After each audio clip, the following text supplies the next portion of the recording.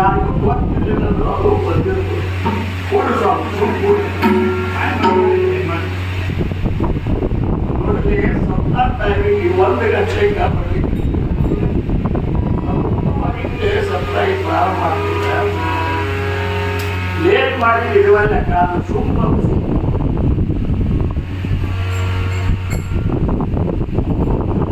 ಅಹಂಕಾರವನ್ನ ಅರಿವು ಸಂಬಂಧ ಸತ್ಸಂಗವನ್ನು ಹಾಕ್ಯಾರ ಮಹಾರಾಜ ಅಂತ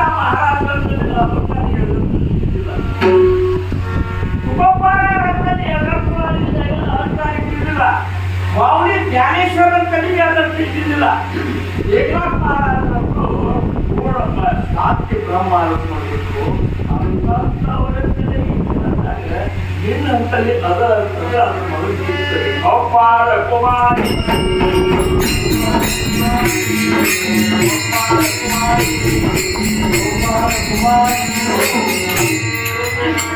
ನಾವು 50 ರೂಪಾಯಿ ದಿವಸ ಹಾಕೊಂಡ್ರೆ ನೀವು ಅಡ್ಡಾಡೋ ಪದ್ಧತಿ ಬೇರೆ ಇರ್ತದೆ 500 ಹಾಕೊಂಡ್ರೆ ಬೇರೆ ಪದ್ಧತಿ ಹೇಳ್ತೀರಿ 5,000 ಹಾಕೊಂಡ್ರೆ ಬೇರೆ 5 ಲಕ್ಷ ಹಾಕೊಂಡ್ರೆ ಅದೇ ನೋಡ್ಬೇಕಲ್ಲ ಅದೇನು ಮಾತಾಡ್ತಾರೆ ಅದಕ್ಕೆ ಅಹಂಕಾರ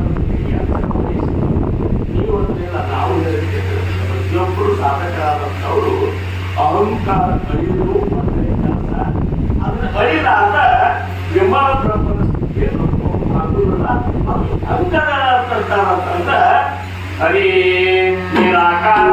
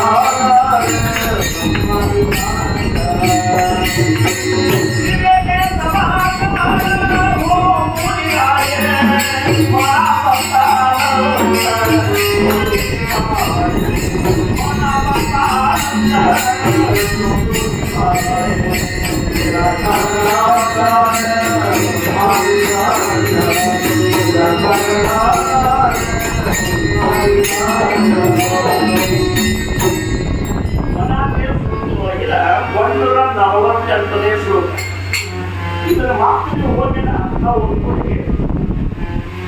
ಆ ವಿಮಲ ಪರಮನ ಬಂದ ನಿಜವಾದ ಸ್ಥಿತಿ ಹಾಕದಲ್ಲ ನಿರಾಕಾರ ಆಕಾರ ಹೆಂಗಾಗುತ್ತೆ ಅಂತ ವಿಮಲ ಬ್ರಹ್ಮನ ಒಂದು ಸ್ಥಿತಿ ಸದ್ಗುರುಗಳು ಮತ್ತು ಸದ್ಗುರುಗಳನ್ನ ಆಕಾರ ಮಾಡಿ ನೀವು ಅಂತೀರಿ ಅದು ನಿರಾಕಾರದ ಹೆಂಗ ಅಂತಂದ್ರ ಸದ್ಗುರುಗಳು ಆಕಾರ ತಗೊಂಡು ಬಂದಾರ ಸಗುಣ ರೂಪ ತಗೊಂಡು ಬಂದಾರ ಆದ್ರೆ ವಾಸ್ತವಿಕವಾಗಿ ಅವರ ಸ್ವರೂಪ ಹೆಂಗದ ಅಂದ್ರ ಆಕಾರ ಇಲ್ಲ 7ನೇ ದಶಕ 2ನೇ ಸಮಾಸ ಬ್ರಹ್ಮ ನಿರೂಪಣ ನೋಡ್ರಿ ಅದ ಹೇಳ್ತಾರು ಬ್ರಹ್ಮ ನಿರ್ಗುಣ ನಿರಾಕಾರ ಬ್ರಹ್ಮ ನಿಸ್ಸಂಗ ನಿರ್ವಿಕಾರ ಬ್ರಹ್ಮಾಸಿ ನಾಯಿ ಪರಮರ ಗೋಳಗಿ ಸಾಧು ಸಂತುಗಳು ಹೇಳಿದ್ದ ಬ್ರಹ್ಮ ಹೆಂಗಿದ್ದಾರೆ ನಿರ್ಗುಣ ಇದ್ದಾರ ಅವ್ರ ಗುಣಾನೇ ಇಲ್ಲ ನಿರ್ಗುಣ ವರದಿ ಒಂದು ಮಹಾರಾಜನಿಗೆ ನೋಡಿ ಸಾಕಷ್ಟು ಇದನ್ನು ನೋಡೆವು ಸಿಟ್ಟಿ ಬಂದದ್ದು ನೋಡೆವು ಬೈದದ್ದು ನೋಡೆವು ಅರ್ಧದ್ದು ನೋಡೆವು ಕೆಲವೊಬ್ಬರು ನೋಡಿ ಕಲಿತಿದ್ದು ಇದನ್ನು ನೋಡೆವು ಕೆಲವೊಬ್ಬರು ಇದೆಲ್ಲ ನಿರ್ಗುಣ ಅಂತಿರೋದ ನಿರ್ಗುಣ ಪಂಚೆ ಬಹುಗುಣ ಸಮರ್ಥ ಯಾರ್ಯಾರು ಹೆಂಗೆ ಹಂಗಿರ್ತಿದ್ರು ಅದು ನಿರಾಕಾರ ಅಂತಾರ, ನಿರ್ಗುಣ ಅಂತಾರ. ಆ ನಿರಾಕಾರಕ್ಕೆ ಇನ್ನೊಂದು ಸರಳಾಗಿ ಹೇಳ್ಬೇಕಂದ್ರೆ ಏನ್ ಹೇಳ್ಬೇಕಂದ್ರ ನೀರಾಕಾರ. ನಿರಾಕಾರ ನೀರಾಕಾರ. ನೀರು ತಗೊಂಡು ವಾಟಗ ತಗೊಂಡ್ರೆ ವಾಟಗ ಬೆಲೆ ಆಯ್ತು. ಕಬ್ಬಿಯಾಗಿ ತಗೊಂಡು ಕಬ್ಬಿ ಊಟ ಆಗ್ತದೆ. ಅದಕ್ಕೆ ಏನು ನಿರ್ಗುಣ, ಅದಕ್ಕೇನು ಇಲ್ಲೇ ಇರಲ್ಲ. ಆಕಾರ ನೋಡಿದ್ದಲ್ಲ, ಅದಕ್ಕೆ ಇಂಥ ಬಣ್ಣನೇ ಅವ್ರು ಇಲ್ಲ. ಭಕ್ಷ್ಯ ಇಡ್ಲಿ ಭಕ್ಷ್ಯ ಆಕಾರ ಆಗ್ತದೆ, ಬಾಯಾಗ ಹಾಕೊಂಡು ಬಾಯಿ ಆಕಾರ ಆಗ್ತದೆ. ಹಂಗ ಗುರುನಾಥ ಹೆಂಗಿದ್ದ ನಮ್ಮ ಗುರುನಾಥ, ನಾವು ಹೋದ್ಬಿಡಲ್ಲ ಅಂತೇಳಿ ಮಾತಾಡೋ ಮಾತೇ ಬೇರೆ. ಯಾಕಂದ್ರೆ ನನ್ನ ಅಂತ ಯಾವ ಬೆಟ್ಟದಾಗ ನಿಂತಾರೋ ಅಂತಂದ್ರೆ ದೇವರು ಅವ್ರ ಒಬ್ಬರಿಗೆ ಕೊಟ್ಟು ಕೌಮಾರ ಕುಮಾರಿ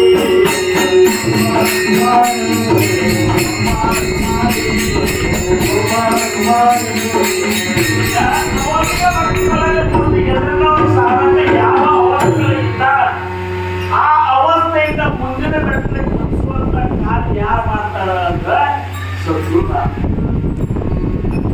शरणागता श्री वाहे चिंता कोटी एक सद्गुरु दाता श्री बालक वारी माता ತಾಯಿ ಕೂಸಿಗೆ ಯಾರ ಏನ್ ತಿಳಿಸ್ಬೇಕನ್ನೋದು ತಾಯಿ ಬಂದದ. ಹುಟ್ಟಿದ ಕಡೆ ಕನಕಮಂಗ ತಿಳಿಸಿದ್ರೆ ಎಲ್ಲ ನಾವೆಲ್ಲ ಅಂತ ತಿಂತೀವಿ. ಬಡ್ಡಿದು ಅಂತ ಹುಟ್ಟಿದ ಕೂಸಿ ಒಂದು ಕನಕಮಂಗ ಇಟ್ಕೊಂಡು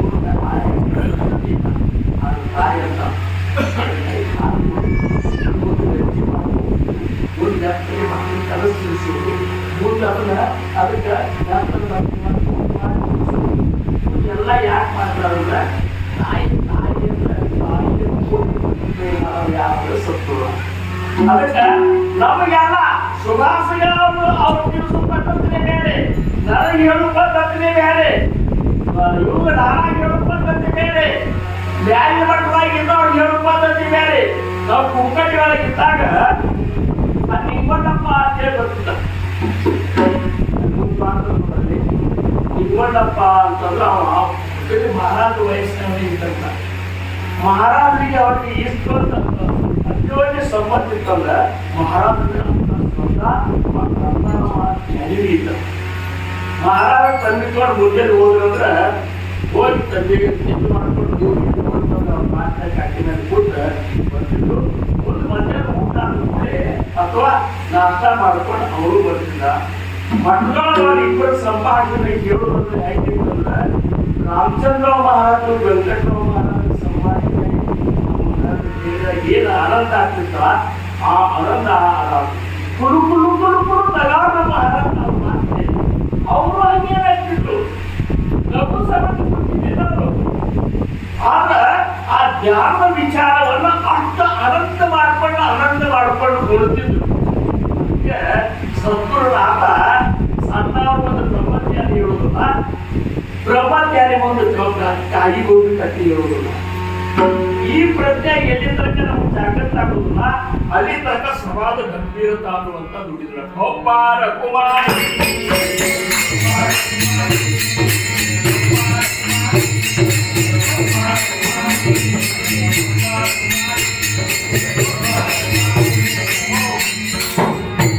ಅವರಂತರ ನಿರಾಕಾರದ ಆಕಾರ ಇಲ್ಲ.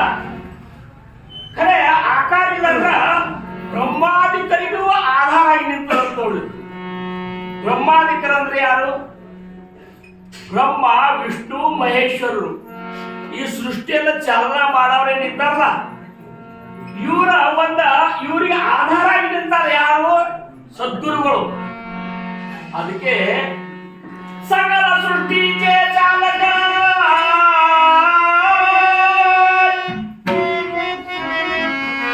ಹರಿಹರ ಬ್ರಹ್ಮಾದಿಕ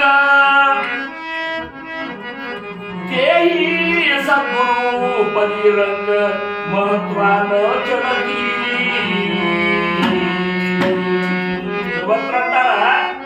ಈ ಸೃಷ್ಟಿಯ ಚಾಲನಾ ಮಾಡುವಂತಹ ಹರಿಹರ ಬ್ರಹ್ಮಾದಿಕರೇನಿದ್ದಾರಲ್ಲ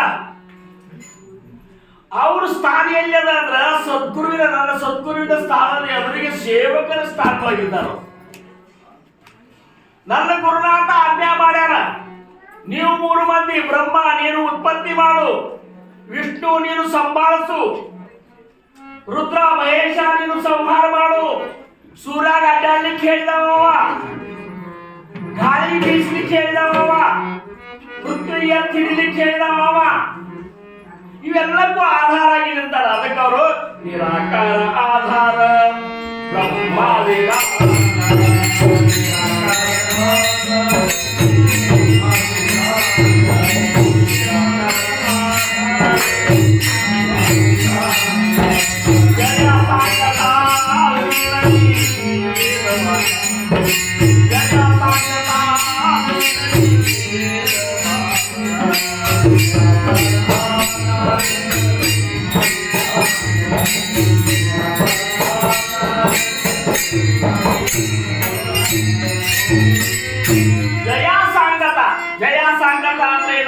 ಸದ್ಗುರುನಾಥನ ಸ್ವರೂಪದ ಬಗ್ಗೆ, ವಿಮಲ ಪರಮನ ಬಗ್ಗೆ ಹೇಳಲಿಕ್ಕೆ ಹೋಗಿ ವೇದ ಶಾಸ್ತ್ರಗಳ ದಡದಾವತ್ತು ಶೀಲಲ್ಲಿ ಅವು ದಡದು ಬಿಟ್ಟಾವ.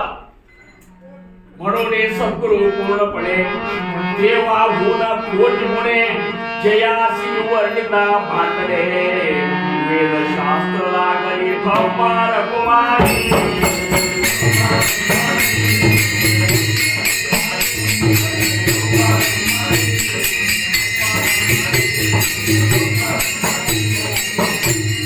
ವೇದದ ಮೊದಲಿನ ಬ್ರಹ್ಮ ಮೇದುನಿಯೋಳುತ್ತ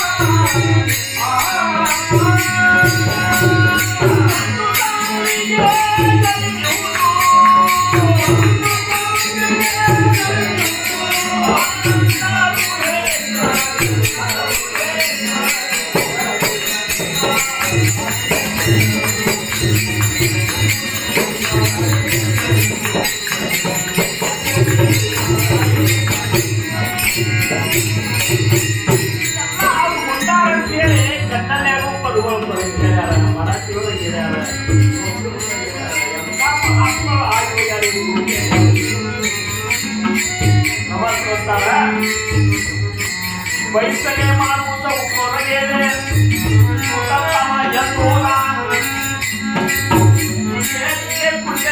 ಎತ್ತು ಹೊರಗೆ ಹೋದ ಆಕಾಶ ಹೋಯ್ತು ಇಲ್ಲಿಯೋದ ಅಲ್ಲಿಯೋದ ಅಲ್ಲಿಯೋದ ಅಲ್ಲಿಯೋದ ವೈಸಲೆ ಮಾನುಷ ಹುಟ್ಟೋದ ಮೇಲೆ ಆಕಾಶಕ್ಕಿನಾಗಿದೆ ಆ ಆಕಾಶ ಚೌಕದೆ ಪಾಯಿದೆ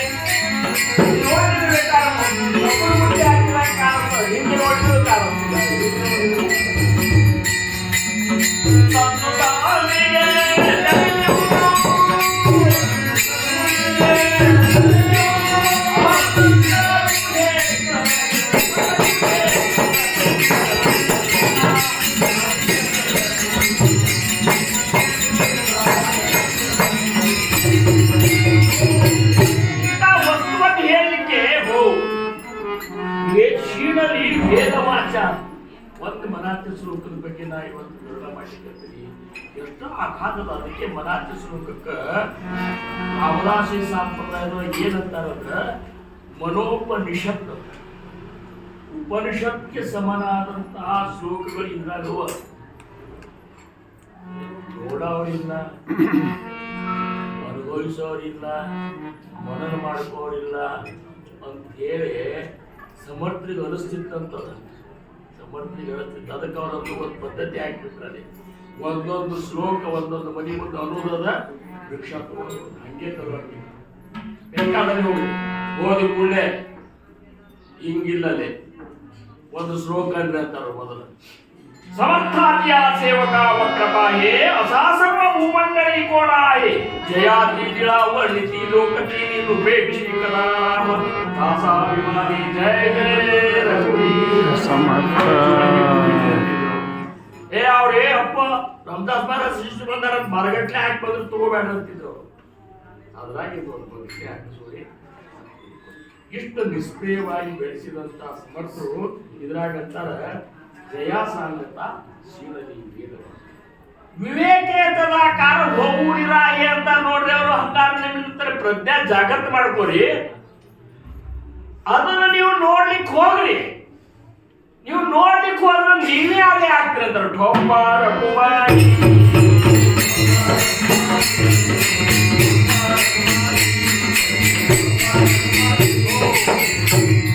ಒಮ್ಮೆ ಸಮುದ್ರದ ಆಳ ತಿಳ್ಕೋಬೇಕಂತ ಅದು ಉಪ್ಪಿನ ಗಂಬಿ ಹೋಗ್ತದೆ. ಉಪ್ಪಿನ ಗಂಬಿ ಸಮುದ್ರ ಎಷ್ಟನೇ ಗುಮ್ಮದ ನೋಡ್ಬೇಕು ಅಂತೇಳಿ ಹೋಗ್ಬೇಡ ಅಂದ್ರೆ ಕೇಳಿದರು. ಅದಕ್ಕೊಂದು ನಮ್ಮನೆ ನಾನು ಹೋಗಬೇಕಂತ ಹೋಗಿ ಜಿಗಿತದ ಸಮುದ್ರದಾಗ ಹೋಗಿ ಜಿಗಿತು, ತಳಗ ಹೋಗ್ತೋ ಗೊತ್ತಿಲ್ಲ, ತಿರುಗಿ ಬರಲಿಲ್ಲ ಅಂತದು. ಮತ್ತೆ ಇವೆಲ್ಲ ಹಾನಿಕಾರಿಕತ್ರ ಯಾಕೆ ಬರಲಿಲ್ಲ, ಯಾಕೆ ಬರ್ತದ? ಅದು ಇದು ಏನು ಉಪ್ಪಿನ ಮೇಲೆ ಹೋಗಿತ್ತಲ್ಲ, ಇದು ಆ ಸಮುದ್ರ ಹಾಕಿ ಕೂತು ಬಿಡ್ತದ. ಪರಬ್ರಹ್ಮ ಸಕಳ ಪರತೆ ಕಯಾಸಿ ಪಾಹಾತ ಆಪಣಚಿತೆ ಹೇ ಕಳೆ ಅನುಭವ ಮತೆ ಸದ್ಗುರು. ಪರಬ್ರಹ್ಮ ಸಕಲ ಪರತೆ ಎಲ್ಲದಕ್ಕಿಂತ ಅತೀತಾದಂತ ಸ್ಥಿತಿ ನಮ್ಮ ಮಹಾರಾಜರದಿತ್ತು. ನಮಗೆ ಅನಿಸ್ತಿತ್ತು ನಮ್ಮ ಮಹಾರಾಜರು ನಮ್ಮ ಮನೆಯೊಳಗಿದ್ರು, ಪ್ರಸಾದ ತಗೋತಿದ್ರು, ಅಥವಾ ನಮ್ಮನ್ನು ಭಾಳ ಪ್ರೇಮ್ ಮಾಡ್ತಿದ್ರು. ಯಾವಾಗಲೂ ನಾವು ನಮ್ಮ ಮೇಲೆ ಭಯಂಕರ್ರಿ ಅವರೆಲ್ಲ ಅಂತಿದ್ದೇವೆ. ಕರೆ ಅವ್ರು ಯಾರ ಮೇಲೂ ಭಯಂಕರ ಇದ್ದಿದ್ದಿಲ್ಲ, ಅದು ಹಚ್ಚುವತ್ತಿದ್ದಿಲ್ಲ. ಅವ್ರ ಎದುರಿಗೇನೆ ಅವ್ರ ಅಗ್ರಿ ಅಂತರಂಗದ ಶಿಷ್ಯರು ಸಹಿತ ಅವ್ರ ಪರಂಧಾಮಕ್ಕೆ ಹೋದ್ರು ಸಹಿತ ಅವ್ರ ಮನಸ್ಸಿನಾಗ ಏನೇನು ಅವ್ರು ಮಾಡ್ಕೊತಿದ್ರು. ಸ್ವತಃ ಅವ್ರ ಮನೆ ಕುಟುಂಬನವರೇ ಕುಕ್ಕಡಿ ಸಪ್ತಾಹ ಇದ್ದಾಗ ಅವ್ರು ಹೋದ್ರಲ್ಲಿ ಹೋದ ಕೂಡ ಬ್ರಾಹ್ಮಣ ಮತ್ತೆ ಹೋದ್ರು. ಯಪ್ಪ ಅವ್ವ ಶ್ರೀರಾಮ್ ಇಷ್ಟು ತಯಾರಿ ನಮಗಾಗ್ಬೇಕಂತಾರ. ನಮಗ ಇಷ್ಟು ತಯಾರಿ ಬೇಕು. ನಾವು ಹೋಗುವತ್ತಾಗೂ ಹಂಗಾಗಬೇಕು, ನಮ್ಮವ್ರನ್ನವ್ರು ಹೋಗುವತ್ತಾಗೂ ಹಂಗಾಗಬೇಕು. ಯಾವಾಗಲೂ ಒಂದೇ ರೀತಿ ಇರುವಂತ ಸ್ಥಿತಿ ನಮ್ಮಲ್ಲಿ ಪ್ರಾಪ್ತ ಆಗ್ಬೇಕಾಗಿತ್ತಂದ್ರ ಈ ಸ್ಥಿತಿ ಹೋಗ್ಬೇಕು. ಈ ಸ್ಥಿತಿ ಹೋಗ್ಬೇಕಾದ್ರೆ ಮುಖ್ಯವಾಗಿ ನಮಗ್ ಬೇಕೇನಪ್ಪ ಅಂದ್ರ ಅಹಂಕಾರ ರಹಿತರಾಗಿ. ಅದನ್ನ ಇವ್ರು ಏನಂತಾರ ಕನಕದಾಸರು ಚಾಂದಮಾನ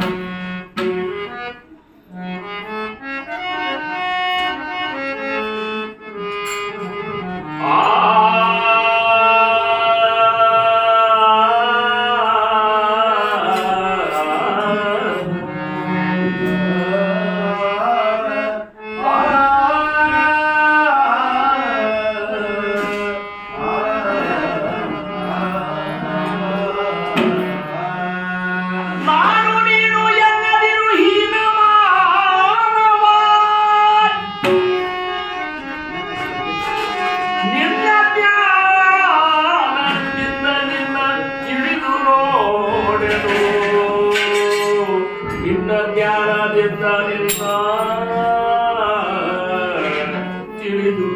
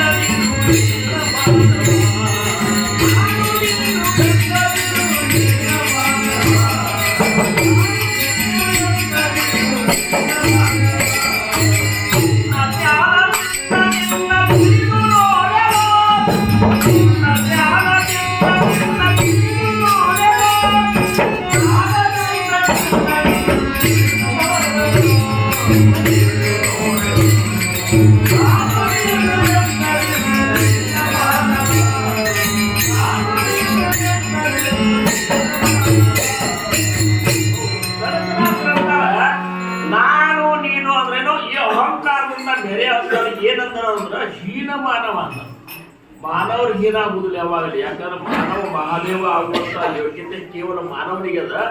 ಆದ್ರೆ ಈ ಹೀನತ್ವ ಎದಕ್ಕೆ ಬರ್ತದ? ಅಹಂಕಾರ ಬರ್ತದೆ. ಅವ್ರಂತಾರ ಎದಕ್ಕೆ ಅಹಂಕಾರ ಪಡೋದು? ಸುರ ಮಣ್ಣು ಹೆಣ್ಣು ಮಣ್ಣು ಮೂರು ನಿನ್ನ ಬೀಜರು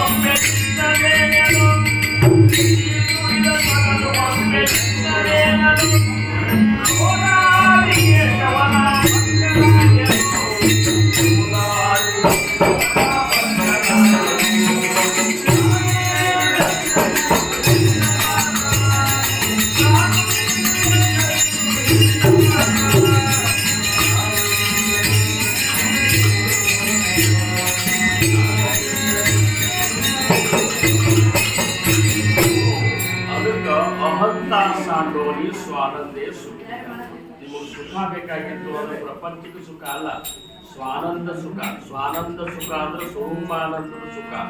ನಮ್ಮ ನಿಜ ಸ್ವರೂಪದ ಒಂದು ಸುಖ, ಸಮರ್ಥರು ಉಂಡಂತಹ ಆ ವಿಮಲಾನಂದದ ಅನುಭವ ನಾವು ಬೇಕಾಗಿತ್ತು ಅಂದ್ರೆ ಅವ್ರು ಯಾರು ಸಂತ ಆನಂದ ಶೋಧು ನಿಪಾಯಿ ಮನವೇ ಅಂತ ಸಂತ್ರೊಳಗಿರುವಂತಹ ಆನಂದವನ್ನು ಶೋಧ ಮಾಡಿ ನೋಡುತ್ತಾನೆ. ಯಾಕಂದ್ರೆ ಸಂತ ಆನಂದ ಇರ್ಬೇಕು.